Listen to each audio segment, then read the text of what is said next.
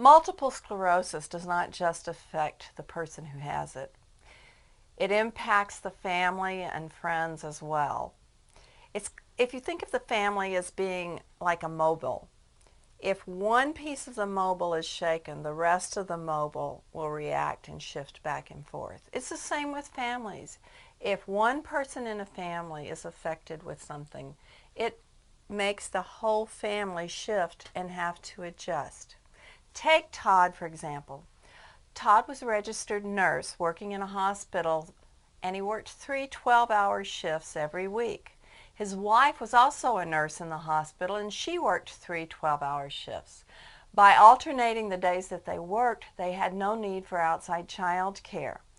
They both brought in equal amounts of income, and things were operating in a way that both felt very comfortable with and took into account all the needs of the family. When Todd was diagnosed with MS, however, he shortly found that he could no longer work 12-hour days. So he quit his job in the hospital and began to work in a doctor's office, which was 5 days a week, but shorter days and more manageable for him. But this created an imbalance in the family in the way that it worked. Because he was working in a doctor's office, he no longer had the same level of income. So they had less money, and everybody in the family had to tighten their belts to adjust. Also, because he was working 5 days instead of 3, they now needed to have child care. So his mother-in-law came in on the days that no one was home to look after the children. This is an example of how families deal with the impact of an illness, in this case multiple sclerosis. The single person with MS also has family and relationship issues. Sometimes they're quite different. They usually deal with family of origin, your mother, your father, your siblings.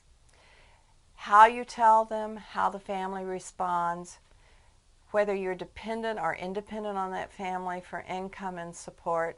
There are a lot of issues that come up to be negotiated.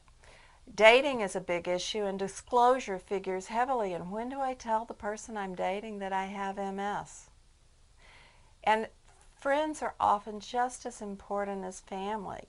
And how do you deal with issues such as, I can't get out in the heat, so those baseball games and football games I used to go to outside with you are no longer in the pictures. So what do we do now? How do we share common activities?